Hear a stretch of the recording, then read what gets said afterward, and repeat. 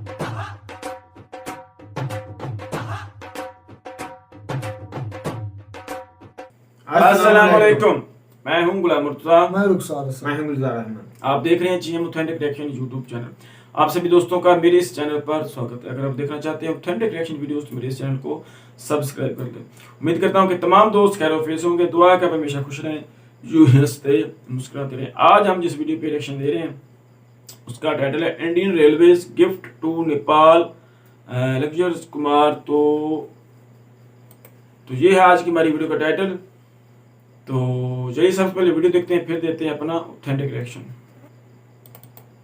Hello दोस्तों, स्वागत है आपका एक नई वीडियो में। तो आज की इस वीडियो में इंडियन रेलवेज के एक ऐसे प्रोजेक्ट के बारे में आपको बताऊंगा जो भारतीय रेलवे सिर्फ भारत के लिए ही नहीं बना रही बल्कि इंडिया से दूसरी कंट्री तक ले जा रही है। मैं बात कर रहा हूं रक्सौल काठमांडू रेलवे प्रोजेक्ट की। तो ये रक्सौल काठमांडू रेलवे प्रोजेक्ट आखिर क्या है, क्यों आखिरकार भारतीय रेलवे भारत से काठमांडू यानी नेपाल की राजधानी तक इस प्रोजेक्ट को बना रही है, कितना काम प्रोजेक्ट में अभी तक हुआ है और क्या फायदा ये प्रोजेक्ट भारत और नेपाल के लिए लाएगा, आज की इस वीडियो में यही जानने की कोशिश करेंगे। हेलो दोस्तों, मेरा नाम है दीपक, आप देख रहे हैं सिंह 444U। तो आइए शुरू करते हैं।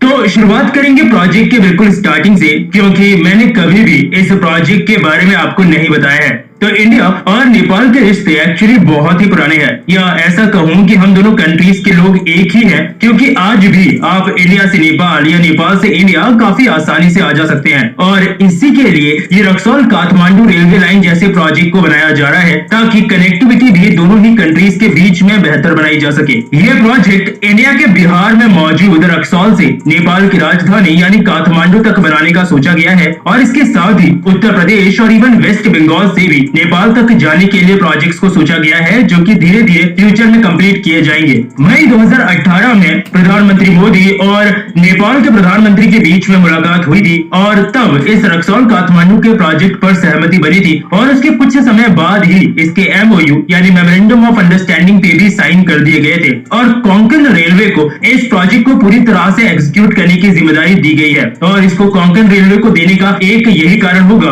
कि कोंकण रेलवे इंडिया में पहले से ही काफी चैलेंजिंग प्रोजेक्ट्स को कंप्लीट कर रही है। जैसे आप चिनाब ब्रिज के बारे में जानते होंगे, जो कि जम्मू कश्मीर में बन रहा है बारामूला वाली रेलवे लाइन पे, और ये भारतीय रेलवे के सबसे चैलेंजिंग प्रोजेक्ट्स में से एक है। ये प्रोजेक्ट बनने के बाद में फायदा ये भी होगा कि आज जो रक्सौल है वो रेलवे से कनेक्टेड है नेपाल में वीरगंज से। यहाँ असल में एक इनलैंड कंटेनर डिपो है जहाँ से जरूरत का सारा सामान नेपाल तक जाता है, क्योंकि आपको ये पता होगा कि नेपाल एक लैंड लॉक कंट्री है, यानी उनके पास खुद का कोई ओशियन नहीं है कि वो ओशियन के थ्रू इंटरनेशनल ट्रेड कर सके। और ये रेल लाइन बनने के बाद ये कनेक्टिविटी फिर सीधा नेपाल की कैपिटल तक हो जाएगी, जिसमें फ्यूचर में ट्रांसपोर्टेशन में काफी आसानी रहेगी। लेकिन इसके अलावा एक और बहुत इंपॉर्टेंट पॉइंट है कि क्यों हम इस रेलवे लाइन को कंप्लीट करना चाहते हैं या फिर कनेक्टिविटी को बेहतर बनाना चाहते हैं, और वो है चाइना। जी हाँ, चाइना का इन्फ्लुएंस एक्चुअली इस वक्त हमारे आसपास की काफी कंट्रीज पे है, जो कि ठीक भी है, बड़ी बात नहीं है, क्योंकि अगर किसी कंट्री को खुद को उसे डेवलप करने में इससे फायदा हो रहा है तो कोई प्रॉब्लम नहीं है। लेकिन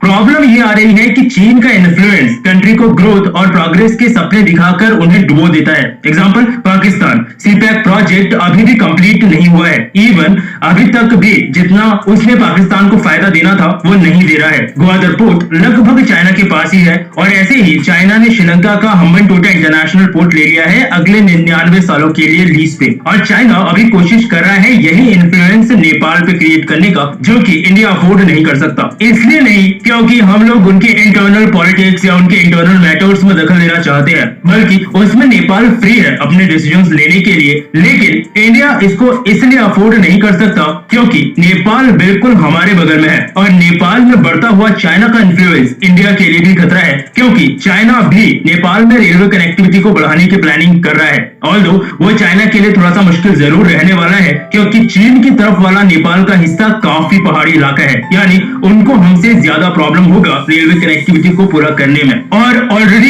इंडिया ने उसको अभी काउंटर करना शुरू कर दिया है, और ये रेलवे प्रोजेक्ट कहीं ना कहीं इसी का एग्जांपल है। ये प्रोजेक्ट इंडिया और नेपाल की कंट्रीज में एक स्मूथ ट्रांसपोर्टेशन का जरिया तो बनेगा ही, लेकिन सबसे इंपॉर्टेंट कि चीन के इन्फ्लुएंस को नेपाल में कम करेगा। इस प्रोजेक्ट के थोड़े से डिटेल्स की बात करें अगर, तो एक 135 किलोमीटर के आसपास इस पूरे रेलवे लाइन की लंबाई होगी और लगभग 40 किलोमीटर का सेक्शन इसमें से टनल्स के अंदर से निकलेगा और टोटल 30 से भी ज्यादा बड़े ब्रिजेस इस प्रोजेक्ट के लिए बनाए जाएंगे। और इसीलिए हिमालयन प्लेन्स यानी पहाड़ी इलाकों में ये जो प्रोजेक्ट्स बनते हैं ये काफी चैलेंजिंग होते हैं, क्योंकि वैसे दिखने में ये सिर्फ 135 किलोमीटर के आसपास ही है, लेकिन इसको एग्जीक्यूट करने में मेहनत बहुत लगने वाली है, क्योंकि पहाड़ों के बीच में से प्रोजेक्ट को निकालना है। वैसे चैलेंजेस में तो अभी हम सिर्फ रेलवे के चैलेंजेस की ही बात कर रहे हैं, लेकिन हिस्ट्री में इंडिया ने भी चैलेंजेस कोई कम नहीं देखे हैं। अपनी गुलामी के दौर में तो देखे ही, लेकिन आजादी के बाद भी भारत को ये सब देखना पड़ा। कैसे कैसे चैलेंजेस से निकलकर भारत आज इस जगह पर जहां वो खड़ा है वहां पहुंचा है। अगर आप भी इस तरह के इंटरेस्टिंग टॉपिक्स को जानने के शौकीन हो तो आप कुको एफएम पे इंडिया ड्यूरिंग इमरजेंसी जैसी ऑडियो बुक को सुन सकते हो, जहां आपको पता चलेगा कि क्यों ऐसा कहा जाता है कि जो भारत में इमरजेंसी का वक्त आया था वो वापस दोबारा कभी ना आए। आखिर ऐसा क्या हुआ था उस समय। कुको एफएम एक प्रीमियम ऑडियो लर्निंग प्लेटफॉर्म है जहां आपको कई रीजनल भाषाओं में आपके इंटरेस्ट के हिसाब से कई ऑडियो बुक्स मिलेंगी। और ये ऐप है कंप्लीटली मेड इन इंडिया और साथ ही टाइम को प्रोडक्टिवली यूज करने का काफी अच्छा तरीका है। तो इसका प्रीमियम सब्सक्रिप्शन आप भी ले सकते हो, वो भी हर दिन का ₹1 से भी कम देके। नीचे डिस्क्रिप्शन बॉक्स में जाइए और INCRED50 यानी इनक्रेड 50 कोड को यूज करके सीधे 50% का डिस्काउंट आपको मिलेगा, जिसमें आपको 399 का साल भर का प्रीमियम सब्सक्रिप्शन मिलेगा सिर्फ 199 रुपयों में, जो कि एक दिन का ₹1 से भी कम पड़ता है। लेकिन करना जल्दी, क्योंकि ये चीज वैलिड रहेगी सिर्फ पहले 250 लोगों के लिए जो कि इनक्रेड 50 कोड को यूज करेंगे। तो जाइए और कुको एफएम पे ऑडियो बुक्स को सुन के अपनी नॉलेज बढ़ाइए। चलिए भारत के हिस्ट्री के चैलेंजेस की बात कर ली है, तो इस चैलेंजिंग प्रोजेक्ट की कॉस्ट की भी बात कर लेते हैं। तो कॉस्ट इसमें एक्चुअली नॉर्मल से ज्यादा होगा। इस वक्त इस प्रोजेक्ट में लगभग $2.5 बिलियन से $3 बिलियन के बीच का खर्चा आ सकता है, ये एस्टिमेट किया गया है, जो कि ऑब्वियसली एक अच्छा खासा अमाउंट है अगर आप उसकी लेंथ को देखते हो तो, जो कि लगभग 135 किलोमीटर है। तो ये कुछ अभी डिटेल्स हैं जो कि इस प्रोजेक्ट की अभी तक बाहर निकल करके आई है। तो ये तो अच्छी बात है कि प्रोजेक्ट की डिटेल्स निकल करके आई है, लेकिन प्रोजेक्ट के बनने के आसार कब तक हैं? हमारे लिए मेन इंपॉर्टेंट चीज तो वही है। तो जब इस प्रोजेक्ट का एक तरह से डिक्लेरेशन हुआ था कि हाँ प्रोजेक्ट बनाया जाएगा, तो उसी के कुछ समय बाद सर्वे करने की परमिशन इस प्रोजेक्ट के लिए दे दी गई थी और कोंकण रेलवे को ही चुना गया था सर्वे कंप्लीट करने के लिए। ये उसी समय की बात थी, लगभग 2018 की। तो 2018 में ही इसका जो प्राइमरी सर्वे है वो हो गया था और काफी डिटेल्स हमें उस सर्वे से मिली थी, जो कि प्रोजेक्ट की डिटेल जैसे उसकी लेंथ वगैरह मैंने अभी आपको बताया। लेकिन प्राइमरी सर्वे एक इनिशियल फेज होता है और फाइनल लोकेशन सर्वे यानी डिटेल्ड सर्वे अब इस प्रोजेक्ट का चल रहा है, और इसके कंप्लीट होने के बाद ही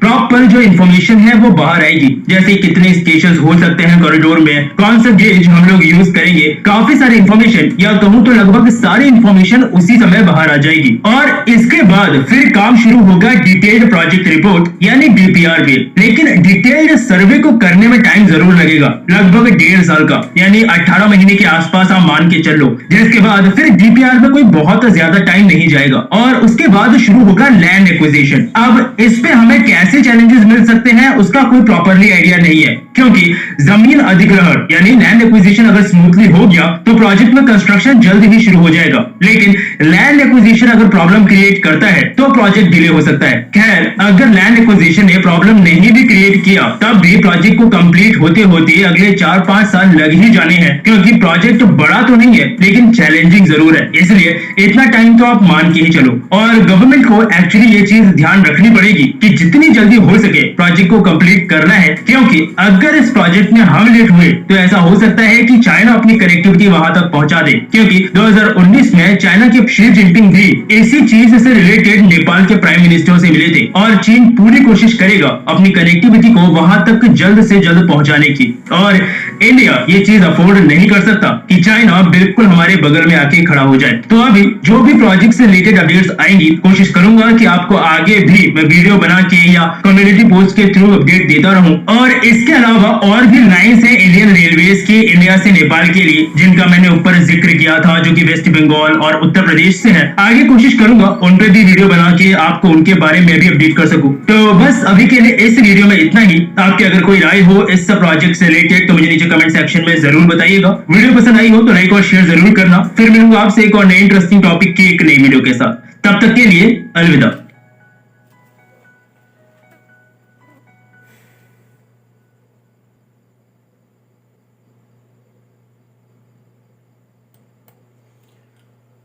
जी भाई रुखसार, मुझे तो भाई ये बड़ा ही प्रोजेक्ट जो है खूबसूरत और शानदार लगा भाई। तो भाई ये उनके लिए एक सेफ भी है कि चाइना जो है वो भी ट्राई कर रहा है भाई। ये जब आपका कंपटीशन होता है ना तो भाई आपको ये जल्दी करना पड़ती है। अगर चाइना आ गया तो भाई आपके लिए, इंडिया के लिए तो बहुत मसला बन जाएगा। जी बिल्कुल ठीक वो बात कर रहे हैं। ये देख लें कि ये सिर्फ 135 किलोमीटर वो है, लेकिन उन्होंने पहाड़ों के बीच में से लेकर जाना है। तो बड़े पेचीदा रास्ते होंगे तो जहाँ से लेकर जाएगा। तो भाई ये तो बड़ा बेहतरीन उनका प्रोजेक्ट है। अगर ये वो इसको जल्दी बना लेते हैं तो भाई वो चाइना से वो बाजी भी ले जाएंगे, और अपनी जो ट्रेड वगैरह उनके साथ वो करते हैं ना नेपाल के साथ, तो वो बड़ा उनके लिए ये भाई फायदेमंद होगा उनकी एक्सपोर्ट को बढ़ाने के लिए। मुझे तो इसमें एक ये पॉजिटिव पॉइंट नजर आया। ये देखना क्या है, इंडिया अब इतना स्ट्रांग हो चुका है कि वो चाइना को टक्कर दे रहा है, अमेरिका को टक्कर दे रहा है सबसे। मतलब उनको वो अपने मुल्क के इंफ्रास्ट्रक्चर पर तो गौर कर ही रहा है, लेकिन जो वो अपने इर्द गिर्द के ममालिक है उन पर भी अपना रसूख। एक्चुअली बात ये होती है भाई के जो इंफ्रास्ट्रक्चर है ना भाई, ये एक्सपोर्ट इंपोर्ट को बढ़ाता है, इकोनॉमी ठीक है ना। जब आपका इंफ्रास्ट्रक्चर ठीक होगा, ये देख लें कि ये जब ये रेलवे ट्रैक जो है ये वो क्या उसका नाम बताते हैं, लक्षवल खटमंडू उसका शहर है। तो भाई ये लक्ष्य से खटमंडू मतलब पता उनका जो मेन शहर है इंडिया से वो जाएगा। तो जब ये एक रेलवे लाइन जो है इंडिया से नेपाल के बीच में ये बन जाएगी, तो मुझे मैं वो बात याद कर रहा हूँ कि जो यूरोपियन यूनियन है भाई, हाँ, वहां पर सारे जो मुल्क हैं वो एक मुल्क दूसरे मुल्क के साथ रेलवे लाइन के साथ जुड़ा हुआ है। जो हमारे भाई जो लोग हमारे यूरोप में गए हुए हैं तो वो बताते हैं कि हम भाई एक मुल्क से दूसरे मुल्क में रेलवे लाइन पर जाते हैं। तो ये भी भाई ऐसी है कि आप अगर एक्सपोर्ट इंपोर्ट करते हैं, आप अपना कारोबार करते हैं, लेन देन तजारत करते हैं, तो भाई वो आप जो रेलवे लाइन है उसको इस्तेमाल करके आप कर सकते हैं और अपनी जो मुल्क को वो ज्यादा मुनाफा दे सकते हैं। और ये भाई मैं इस चीज पर बड़ा खुश हूँ और मुझे तो ये बड़ी ना अच्छी लगा है। ये प्रोजेक्ट जो है बहुत अच्छा है कि आप आपके करीबी जितने भी छोटे ममालिक हैं, आप उनमें अपना जो है इन्वेस्टमेंट करने के लिए अपने जो रोड मैप है उनको पता करें। हाँ, रोड मैप जो है ना, रोड मैप उसको पता करें। उनको छोटे ममालिक जो है, जो गरीब है, हालांकि नेपाल ठीक है लेकिन इतना ज्यादा तगड़ा नहीं है, उनको बहुत ज्यादा इन्वेस्टमेंट जब होगी तो उसमें सारा जो फायदा होगा ना वो इंडिया ही का होगा। वो बता रहे थे कि इंडिया का सारा सामान है ना वो उधर सेल हो जाए होगा, तो भाई नेपाल को भी फायदा होगा, नेपाल की चीजें इधर सस्ती चीजें से मिल जाएंगी, उनकी इधर आएगी। इसलिए वो चाइना उधर अपना इन्फ्लुएंस। ये देख लेना, इसका जो ट्रैक का किलोमीटर है वो 135 थोड़ा ही है, लेकिन इस पे जो है ना वो बजट इसका बहुत ज्यादा है। 2.5 से लेकर $3 बिलियन जो है वो इस पे खर्च आएगा। तो ये बड़ा, और वो चाइना के लिए वो कह रहे थे कि भाई उसको दुश्वार होगा, वहां पर ज्यादा पानी उधर से है। तो भाई ये देख लें, ये छोटा पाकिस्तानियों आप देख लें, नवाज शरीफ और इन लोगों को वोट देने वालों ये देख लें कि इंफ्रास्ट्रक्चर और अपने मुल्क की जो टारगेट सेट उन्होंने किया हुआ है, इंडिया वालों ने वो यही किया हुआ है कि भाई आप अपने एक्सपोर्ट को बढ़ाएं। ठीक हो गया। जब आप अपनी एक्सपोर्ट को बढ़ाएंगे तो भाई आपका मुल्क जो है वो तरक्की करेगा। ये बड़ा ही अच्छा प्रोजेक्ट है और इससे भाई नेपाल और इंडिया दोनों दोनों फायदा होगा। और अगर इसमें देख लें कि चाइना भी जो है वो भी इसको दोनों को ये मतलब फाइट कर रहा है, वो देख लेते हैं कि अब ये क्या बनता है। ऐसा भी तो हो सकता है ना कि अगर फर्क अगर इंडिया ने बना लिया इधर से अपना ट्रैक, चाइना ने बना तो वो सारों की जुड़ जाएंगे। चाइना और इंडिया के दरमियान भी इससे भाई एक्सपोर्ट हो सकती है, रास्ता नेपाल, तो वो बीच में एक स्टेशन आ जाएगा। तो भाई ये अगर रेलवे ट्रैक बन जाता है तो भाई ये चाइना की वैसे पहले भी इंडिया के साथ काफी मतलब इम्पोर्ट एक्सपोर्ट है, वो काफी चीजें इम्पोर्ट एक्सपोर्ट करते रहते हैं, तो उससे भाई ये होगा। लेकिन ये मुझे लगता है कि अब इंडिया जो है वो चाइना को भाई मात देगी।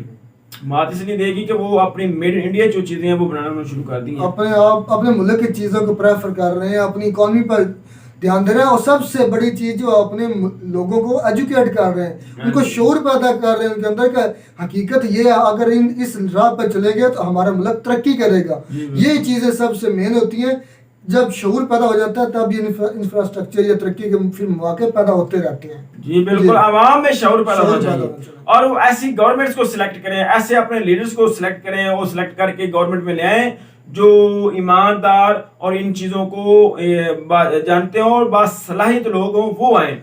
ये ना हो कि आप भेड़ चाल चलें और अनपढ़ जह लोग जो है वो ले आकर हम एक वीडियो पर दे रहे थे रिएक्शन, वो उनके थे रेलवे और रोड्स के थे नितिन जो वजीर थे, वो बता रहे थे कि हम ये प्रोजेक्ट मतलब महंगा है, कोई बता रहे थे उसका महंगा था, लेकिन मैंने सोचा कि इसका कोई मुतबादल भी तो हो सकता है। उसने फिर अपनी मशीनरी, अपने मुल्क की मशीनरी इस्तेमाल की, अपने रिसोर्स इस्तेमाल किए, तो उसे वो बता रहे 3 गुना कम पैसों में वो प्रोजेक्ट मुकम्मल किया। और वो बता रहे थे अपनी असम्बली में खड़े होकर कि ये देखें, मैंने ये आप इतना बता रहे थे बाहर की जो कंपनियां थी, लेकिन मैंने अपने रिसोर्स इस्तेमाल किए, अपनी टेक्नोलॉजी इस्तेमाल की, उस 3 गुना कम। यही होता है ना, इस तरह होते हैं आप जो आपके पास मौजूद दाएं बाएं रिसोर्सेज होते हैं भाई, उनको सबसे पहले आप इस्तेमाल करें।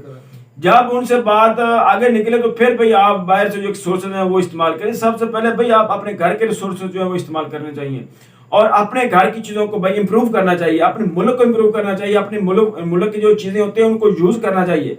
इंपोर्ट जो है इंपोर्टेड चीज़ों, जैसे आजकल तो हमारे मुल्क में इंपोर्टेड हुकूमत भी आ गई है, पहले चीज़ें आती थी, अब हुकूमत भी आ गई है। तो भाई ये चीज़ें तो इंडिया भाई इससे बालातर इन सारी चीज़ों से, उस पर कोई बाहर से इन्फ्लुएंस नहीं होता, ना उनकी गवर्नमेंट जो तब्दील होती है ना उसको कोई तब्दील करने देता है। वो भाई अपोजिशन और गवर्नमेंट वाले इकट्ठे हो जाते हैं और बाहरी ताकतों का मुकाबला करते हैं मिलकर। हाँ जी, तो इसलिए कोई उनको वो देख ले कि इसनी जो क्राइसिस था रशिया और यूक्रेन का, उसमें भी उन्होंने भाई अमेरिका को, हालांकि अमेरिका ने बड़ा जोर दिया है कि आप इस पे इंटरफेयर करें, उन्होंने कहा भाई नहीं हम न्यूट्रल रहेंगे, बल्कि उन्होंने रशिया से इस मामले में तेल भी वो ले लिया है और अमेरिका से सस्ता ले लिया है। तो भाई वो अपना फायदा करें, इंटरेस्ट देखते हैं ना। तो इंडिया जो अमेरिका है भाई, वो अमेरिका को कुछ नहीं कह सकता, बल्कि वो उसकी मिन्नतें करेगा कि यार हमसे कुछ करो, मतलब कि ये सारी चीजें जो है हमारे से ट्रेड करो। तो ये सारी चीजें जो है भाई, ये चीजें होती हैं खुददारी में, खुद मुख्तियारी में। जब आपकी फॉरेन पॉलिसी ठीक हो तो भाई इंडिया की फॉरेन पॉलिसी ठीक है और अपने वो प्रोजेक्ट्स को इस तरह कर रहे हैं तो बड़ी अच्छी बात है। इससे भाई इंडिया की इकॉनमी जो है वो बेहतर होगी और वो तरक्की करेगा। तो यही थी आज की हमारी वीडियो। उम्मीद करता हूँ कि आपको हमारी वीडियो पसंद आएगी। वीडियो पसंद है तो वीडियो को लाइक करें, शेयर करें, हमारे चैनल को सब्सक्राइब कर दें। मिलते हैं अगली वीडियो में किसी नए टॉपिक के साथ, तब तक दीजिए इजाजत। अल्लाह हाफिज़।